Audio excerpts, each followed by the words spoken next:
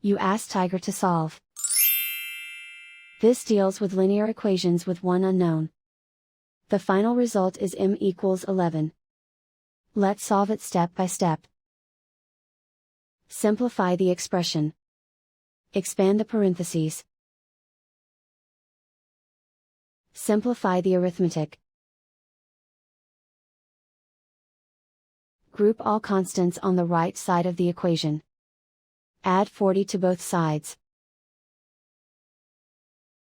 Simplify the arithmetic.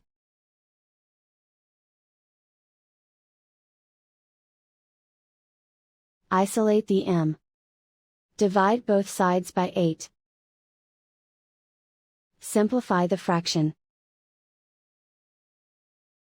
Find the greatest common factor of the numerator and denominator. Factor out and cancel the greatest common factor.